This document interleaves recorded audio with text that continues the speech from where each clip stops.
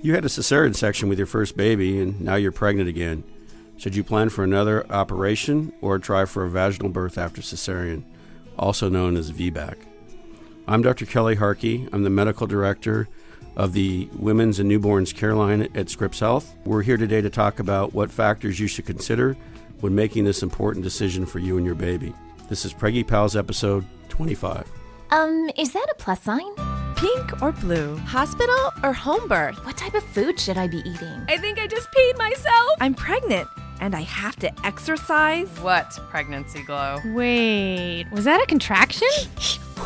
Gotta make these pants fit. I've got kinkles. What do you mean there's more than one? You've got the symptoms, and now you've got the support you need for a happy 9 months. This is Preggy Pals, your pregnancy your way. Welcome to Preggy Pals, broadcasting from the Birth Education Center of San Diego. I'm your host, Sunny Galt. Have you joined the Preggy Pals Club? This exclusive membership gives you access to all of our archived episodes, written transcripts of the shows, plus some bonus interviews. Have you ever wondered what happens after our interviews are over? Well, we are keeping the mics open for another 5 minutes after the show. Again, this is only for our members, and you can access all this great information through the web or through our Preggy Pals app. Visit our website, preggypals.com, for more information. All right, let's introduce the panelists that are here in the studio. And Christine, let's start with you this morning. Sure.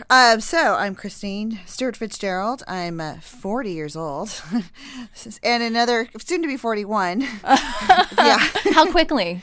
In another 2 weeks. Oh, geez. Yes. And you're due tomorrow. I'm due tomorrow. Wow. So I think this is going to be another girl. I have two girls, twin girls that are now 3 years old. Do you know for sure what you're having? It looks like, unless there's a major surprise, it looks like it's going to be number 3. Yes. Oh, so wow. My husband is way outnumbered. He is. There's a lot of estrogen in your house. Yes. He basically said, hey, we got to get a big dog with cojones. Right? Make up for it. Have your own sorority. Yes. Yeah. So, and I think I'm really excited about this topic because I had a cesarean with my twins, and I'm looking forward to a VBAC this time around. But it wasn't a planned cesarean. No, it wasn't. Okay. We did natural, unmedicated, but unfortunately fall into the trap of failure to progress. Sure. So that's what we ended up with. Yeah, and we'll talk about that a little bit more later in the show. And we have a new panelist, Veronica. Introduce yourself, please. Hi, my name is Veronica Miranda. I'm 31. I'm a graduate student in anthropology at the University of Kentucky. And my due date is April 18th, so I have a little ways to go. This is my first child, my first baby, and I actually haven't. Still trying to figure out what kind of birth I'm going to have. It's probably a hospital birth, but I'm going to be doing field work in Mexico, so I have to research my options in Mexico. So. Oh, wow. Yeah. Wow. Okay, that's interesting. Okay, Rachel. I'm Rachel Gonzalez. I am 29. I am a product rep for doTERRA Essential Oils. My due date is April 10th. We will find out the sex of our number 2 baby next Friday, the October 12th. And we're hoping for a home birth. We had a birth center water birth with my first, who's 2.5. And we'll see how it goes this time. So you're first a little boy, right? Yes. Okay. So do you have a preference now? I know it's a weighted question, but I have to ask. As long as it's one or the other. Yeah. We're happy. Dr. Harkey, have you ever seen an in-between? No aliens at this point. But I think she's in good shape. She'll get one or the other. Okay, good. Okay, thanks for joining us today, ladies.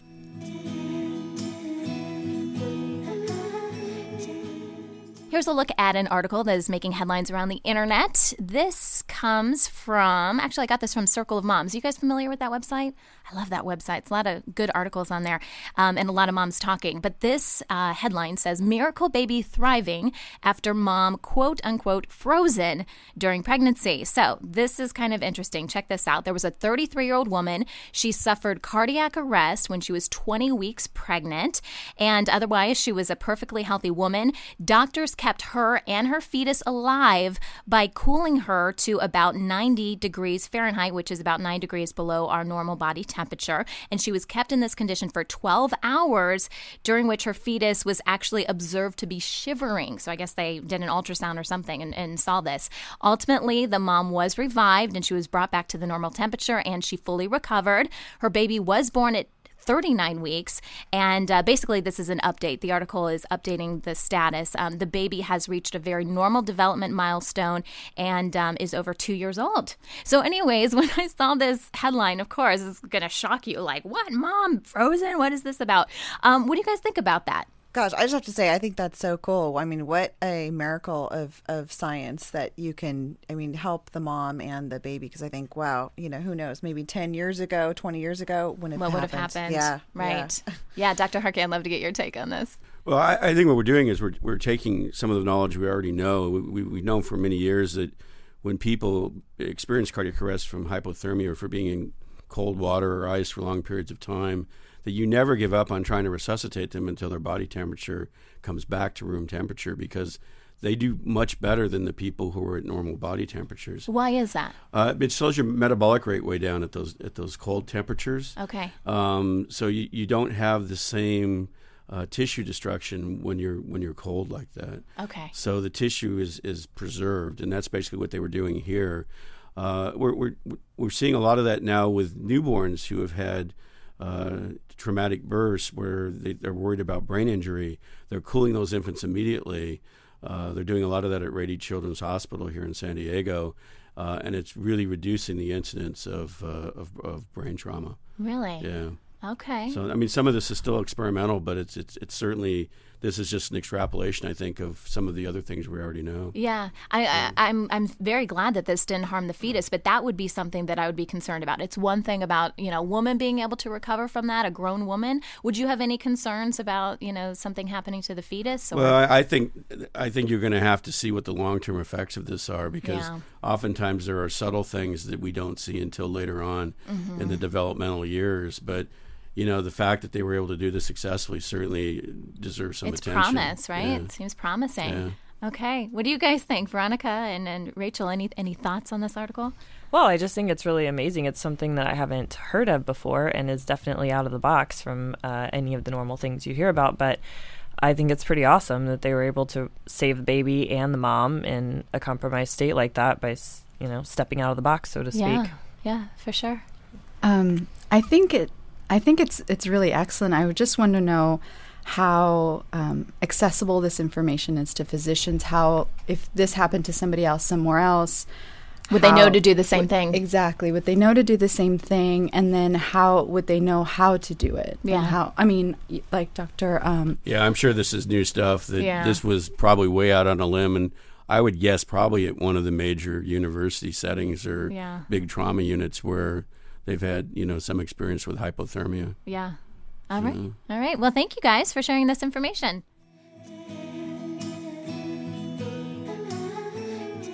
Today we're talking about VBACs versus repeat cesareans, and a little bit of a disclaimer, we're not trying to sway our listeners to choose one or the other. Instead, we want to talk about evidence-based care. In other words, what does the latest research tell us? Now, joining us as our special guest expert is Dr. Kelly Harkey. He's an OBGYN. He's also the medical director of Women and Newborns Care Line here in San Diego for Scripps Medical Center. So, Dr. Harkey, welcome to the show. All Glad right. to be here. Yes. What do you typically tell your patients? Because obviously you've been doing this a while. You've had a bunch of different patients come in and out. If a woman comes to you and she has had a C-section in the past and she's trying to make this decision, what's the first thing you say? Well, usually I start this dialogue very early in my relationship with the patient, especially when you do the first new OB visit and you see the patient's had a cesarean section. You want to take the appropriate history. You want to find out why they had the cesarean, how big the baby was, all the important features that are going to help you guide the patient with this pregnancy. And I always kind of open the door at the first visit, and I say, you're going to have some choices in this pregnancy. You're going to have the choice of considering just repeating a C-section if that's what you want to do, or because of the way your cesarean section happened last time, and we can go through some of the what are good risk factors and or what are risk factors for not doing another cesarean versus what actually improves your chances of having success with a VBAC. And I say, the having a vaginal delivery is probably still an option for you too. Now, a lot of the patients know immediately when they're at their first visit what they want to do. Is it an educated choice, or is it just something that they've heard? Or if I think it's an educated choice, then I say, well, okay, if that's what you want to do, that's fine, and we'll have this discussion as we go. And if you change your mind, fine. Some of them just come in and say, no, I want no part of labor. I had enough with the last one. I just want my C-section. Too posh to push. Yeah. Right? I've never heard of that. That's kind of funny. And the others say, I'm very interested in having a vaginal delivery, and I feel like I missed out last time, and I really would like to commit to that. And as long as everything looks like I'm a good candidate for it, then I would like to head that direction. And we try to support that if everything looks good. Yeah, Christine, let's talk a little bit about your situation and why you want to try for a VBAC. Let's talk about your background first. Sure. So I have twin girls, and I did a unmedicated birth with them. So it was a 21-hour labor with you them. Poor thing. Oh, my goodness. Wow. But I kind of knew what I was going into, so I can say it was actually it was bearable. And so how many weeks were you? I'm sorry. When you I gave birth? actually carried them full term. I delivered 3 days before the original due date. That's amazing. So that's what I'm learning so much more. It is unusual, and I think a lot of that is just there are a lot of, well, we'll just say perceived risks with multiples, and often they are induced earlier at 38 or 39 weeks. Right. Which I really decided I wanted to wait as long as we could, cook them in the oven. Were both of the twins vertex or cephalic? Let's see. And you know what? I have to admit, as a layperson, I don't know all the terms, but I know they down. were head Both down. were head down. They were both head down. Stop me when I do that. Yeah. They were in the both correct position. Okay. Yes. In my case, they ended up kind of getting wedged, and one did not want to descend first. They were maybe being a little too polite. Mm-hmm. Mm-hmm. How dilated did you get? 10 so centimeters. Fully, yes. And did you push? No, never got to that point. So I think in my case, I think that it probably would have helped if we had someone who had maybe more experience in being able to help do some hands-on maneuvering. Of course, we'll never know for sure, but I would have liked to have done a vaginal birth, and I think the options are, and that's really kind of my motivation now, looking for a VBAC as having a singleton. Mm-hmm. I really believe it's possible, and talking with my healthcare providers, they've been very, very supportive in that. Well, if you look at the current literature, you probably have about anywhere from a 60 to 80% chance of being successful with the story that you have. So right, and this baby's in the great position. Yeah. So that's good news. Yes, that's really good news. Yes. Yeah. So hopefully, the next couple of days we'll get some good news from you saying it happened. That's what I'm hoping. It happened. Dr. Harkey, in your experience, why? Let's start by talking about repeat C-sections. And then after the break, we'll talk about VBACs. Why do women want a repeat C-section? What are some of the reasons? We talked about convenience. Right. Well, I think convenience is certainly one of them. I mean, a lot of moms with their second pregnancy usually have a smaller child running around at home that's sort of in the range of 2 to 3 years of age. And so they like the fact that they can plan the date. They can get grandma to fly out from New York. They're going to have childcare all arranged and, just show up on the date that you have planned. I think there's another set of women who are really what we call tocophobic, or afraid of labor. They've either had a bad labor experience with their first one, and what they really don't want is another long labor followed by a C-section. Right. I think that's a big fear in a lot of women is they were in labor for 24, 36 hours, had a C-section. They go, the last thing I want is to be in labor for that long again and end up in a C-section again. So I think a lot of them come with that sort of mindset. And the other is there are some cultural reasons why people want C-sections. If you look at the Brazilian population, their C-section rate is outrageously high, and it's mainly because of cultural beliefs down there. And when you get those patients up here in the United States, they want what they get at home, and they'll come in and just ask for an elective C-section. Yeah. Even with first babies. Yeah. Christine, are you worried about another long labor? Well, not I wouldn't say worried, but I guess I'm taking a different approach. I mean, I've come to the edge, so I know what labor looks like, what it feels like. So I think mentally, emotionally, I'm much more prepared for it, and I think pretty good shape physically. So it doesn't scare me. It's, I know. I think for me as a first time mom. Of twins. Of twins, yes. That makes a big difference. I don't think anything would scare you now. I think the unknown, it is pretty scary. And so I guess I want to put the message out there that, you can do it. Yeah. You really can. Yeah. So that gives me quite a bit of confidence this time around. Of course. Dr. Harkey, let's talk about some of the benefits and the risks of having a planned repeat C-section, because I know there's a difference if it's an emergency, but let's talk about the planned repeat cesareans. Well, just a quick aside, I think some of the best information about what we're talking about today is published in the Practice Bulletin by the American College, this is a group of experts who come together and try to take the best evidence and talk about the very issues we're talking about today. And these are available to people online. They can get to this through acog.org. Okay. And this particular practice bulletin is number 115, and it was just redone in August of 2010, so it's fairly current information. Yeah. And we'll put that link on our website so people can refer to it. I just think it's a very good reference that people have done all the work for us. They really, and this practice bulletin really does support offering VBAC as an option. So the college has come out strongly stating that this should be available to people as an option. And going back to the other question, which is also addressed in this monograph, when you look at the risks of, and I think we need to compare VBAC to the planned cesarean so we know kind of what the risk levels are. Mm-hmm. It clearly, in the monograph I was just referring to, clearly there are some benefits to having a VBAC, and they are increased recovery time. They've shown that the blood loss or the potential for hemorrhage is less in the VBAC overall than in the C-section. The planned C-section, as we talked about, gives you somewhat of a convenience factor. The worst category to be in, however, in terms of complications, is attempting a VBAC and then ending up in a C-section. Which you may not know. Well, I was going to say, it'd be wonderful if you could know that ahead of time, right. But you never will. Yeah. So, and that's the problem is that, the VBAC does have some advantages clinically over the planned cesarean section. But if you fail the VBAC, then you're in a category that has a higher complication rate. So it makes the decision-making a little more complicated. Yeah. So.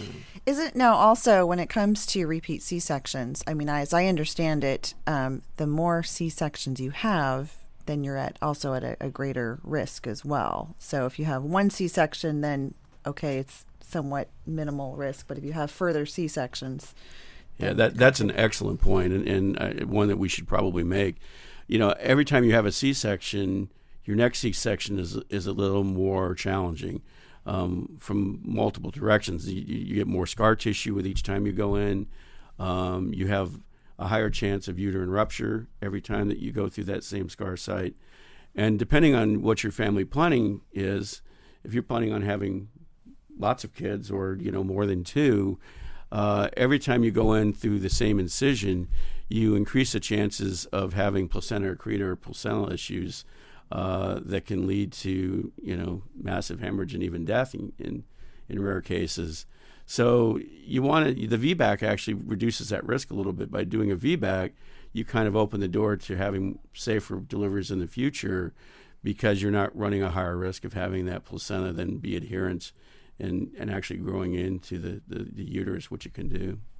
Now, what if somebody has multiple cesareans and then decides to do a VBAC? Is that an option? Does that, did the risk just skyrocket at that point? Well, you guys have done your homework. Got some smart cookies. Yeah. And this paper actually refers to that too, where for a while, people were willing to try one C-section, but two C-sections was kind of, okay, we're done. This paper really says that in certain instances in carefully selected patients that you can still consider doing a VBAC after two cesarean deliveries. Now, your risk of uterine rupture goes from about 1% to about 4% with the second C-section. So the risk of having an event occur is higher. But as long as you have that discussion and you both agree that that risk is acceptable, then that is something that you could offer.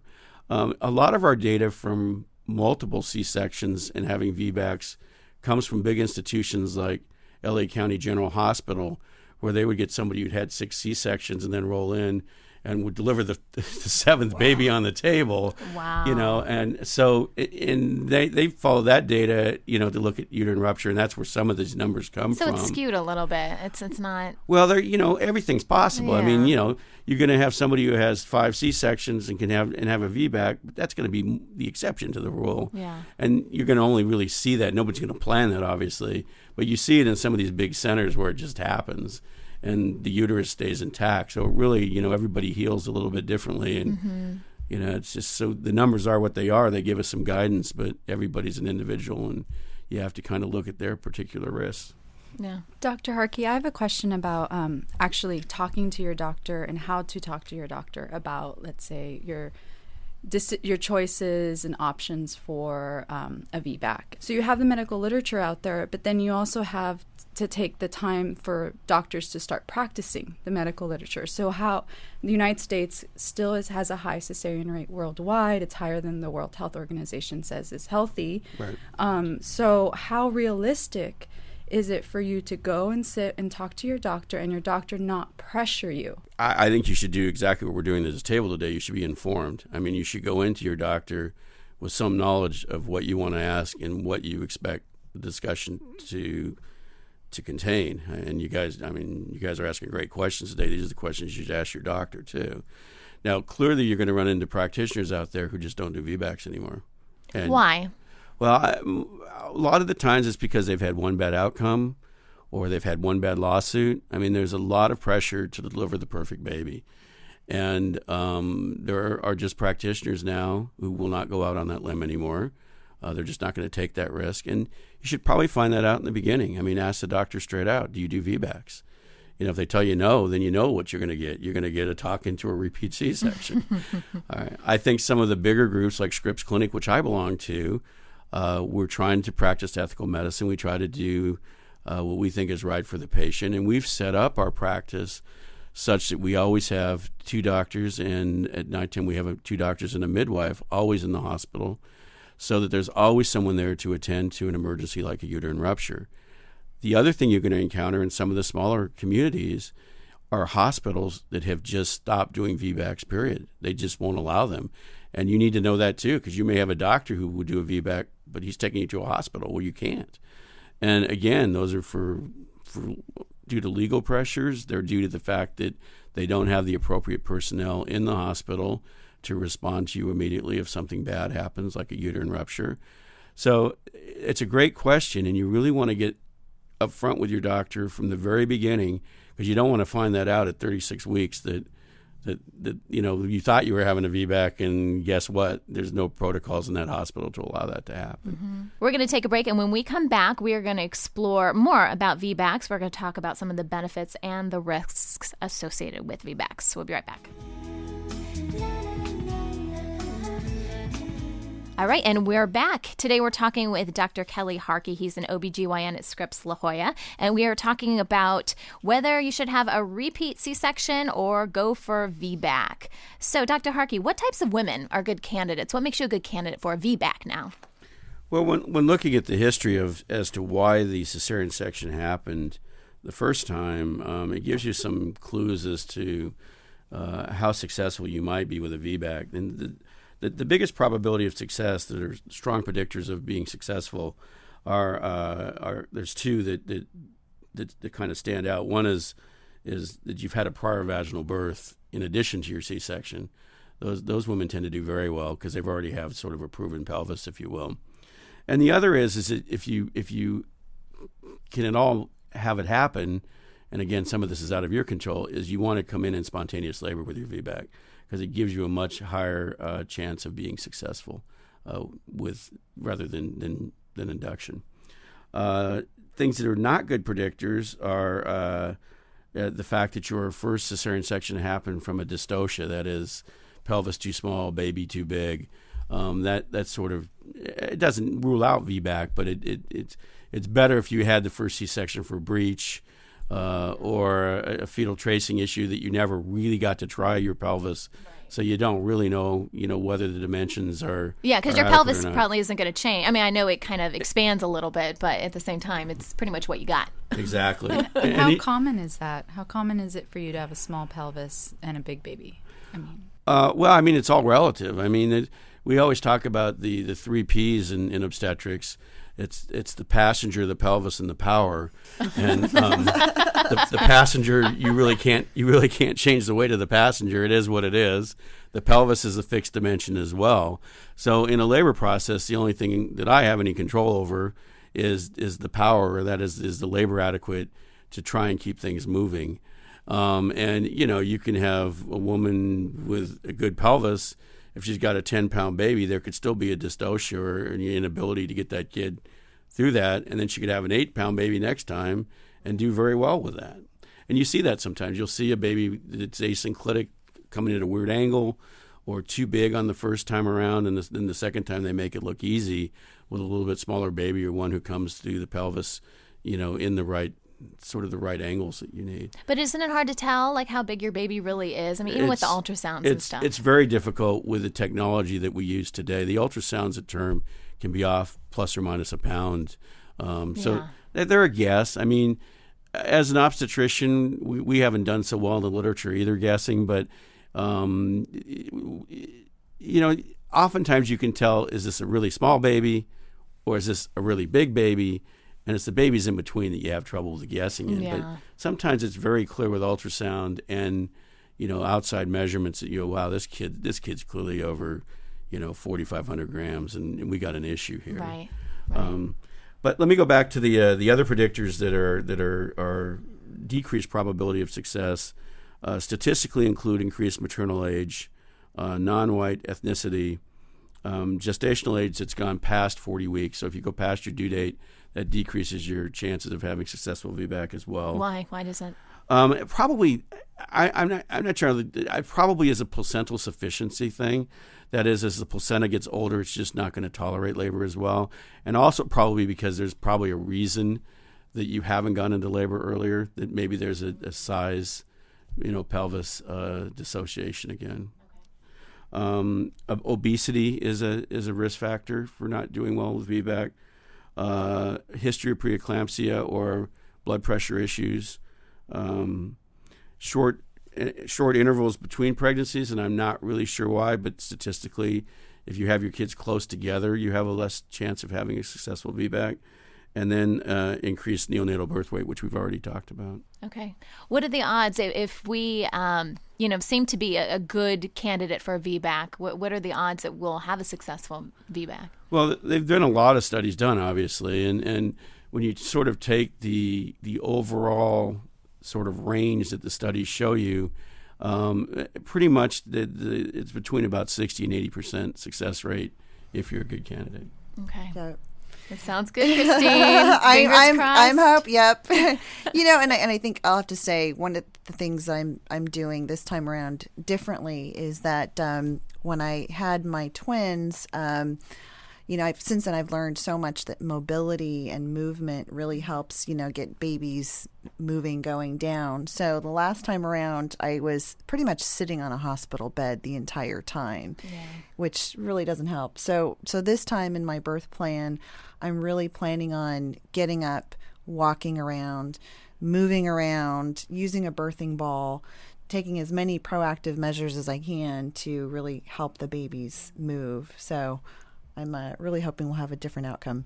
You think that could help, Dr. Harkey? Well, as you know, I'm married to a midwife, so that's right. I didn't tell our listeners, but yeah, you probably have a different perspective on this. And I watched her have both of our children, or my two youngest children, naturally, and she used all of those techniques quite successfully. So, and I've watched a lot of patients use them. I think that all patients should use the techniques that they're comfortable with. All support, I think, is good support. I hope you do very well. Thanks. So. In general, Dr. Harkey, what advice do you have for women out there that are kind of on the fence, that are trying to determine which one to pursue? Well, again, I never try to make decisions for my patient. I don't think that's my place. My place is to provide them with as much information as I can, answer their questions, let them choose, and then be very supportive of whatever it is they've chosen. Nothing is set in stone here. I mean, a lot of women will do that at the very last minute. They'll decide they want to go one way or the other.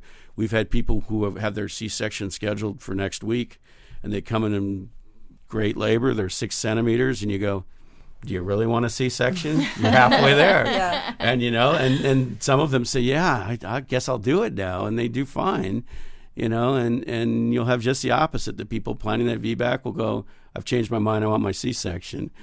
So it goes both ways. And I think that, you have to let them do that too, is have that last minute decision-making change if they want it, and just be supportive of whatever they want to do, and your job is to provide them with the information to make that decision. Okay. Thank you, guys. This was a great conversation, and thanks to Dr. Harkey for being with us today. Of course, there's so much more to discuss when deciding whether a VBAC or a repeat C-section is best for you. So we'll be continuing this discussion online on our Facebook page and also through Twitter. If you are posting to Twitter, be sure to use the hashtag PreggyPals. Before we wrap today's show, here's a question for one of our experts. Hey, Preggy Pals. This is Paula from Cuyahoga Falls, Ohio. And I have a quick question about drinking alcohol during pregnancy. Before I got pregnant, my husband and I really liked having a glass of wine with dinner or while we're sitting relaxing watching TV. And I don't have that glass of wine anymore, but really there's so much information out there with different opinions from different experts about benefits of having maybe an occasional glass of wine while I'm pregnant. So really, I just want to know what the real information is. Are there any health benefits to drinking wine or to having any other types of alcohol during pregnancy? Thanks. Hi, Paula. This is Dr. Kaptanakis. I just wanted to thank you for your question. It's a great question. It is quite controversial. I'll let you know what the current recommendation by the American Congress of OBGYN stance is. They currently say no alcohol during pregnancy. The big question is, we don't know how much alcohol is needed to cause a condition called fetal alcohol syndrome. That condition is very devastating, and we don't know what level of alcohol can cause it. So the current recommendations, again, here in the U.S. by ACOG is no alcohol. Having said that, you are correct. There are several European studies that have said there may be some benefits to an occasional glass of wine. There's a French study that says there may be a decreased rate in ADHD in sons born to women who have an occasional glass of wine. Having said that, because of the fact that nobody is really going to do a blind randomized study and give women alcohol and then test the effects on their children, in the U.S., again, the current recommendation is no alcohol. I hope that helps. I hope you have a great pregnancy. And if you have any questions, give us a call. Thank you so much. Bye. If you have a question for one of our experts, call the Preggy Pals hotline at 619-866-4775, and we'll answer your question on a future episode. That wraps up our show for today. If you have a question or comment about our show, we would love to hear it. And for our regular listeners, don't forget to check out the Preggy Pals Club. You can learn all about it on our website, which is preggypals.com. All right, coming up next week, we're continuing our ongoing series focused on childbirth preparation methods, and we are focusing on the Bradley method. So thank you for listening to Preggy Pals, your pregnancy, your way. This has been a New Mommy Media production. The information and material contained in this episode are presented for educational purposes only. Statements and opinions expressed in this episode are not necessarily those of New Mommy Media and should not be considered facts. While such information and materials are believed to be accurate, it is not intended to replace or substitute for professional medical advice or care, and should not be used for diagnosing or treating healthcare problem or disease or prescribing any medication. If you have questions or concerns regarding your physical or mental health or the health of your baby, please seek assistance from a qualified healthcare provider. Hey mamas, Don't forget to check out Mighty Moms. It's our online community built for new moms just like you. Not only can you connect with other moms, but you can also join us backstage for special mom-only online events. And you'll also be notified when we're recording, so you can join us as a special guest. Visit our website, newmommymedia.com, and click on the Mighty Moms banner. It's free. That's newmommymedia.com. See you there.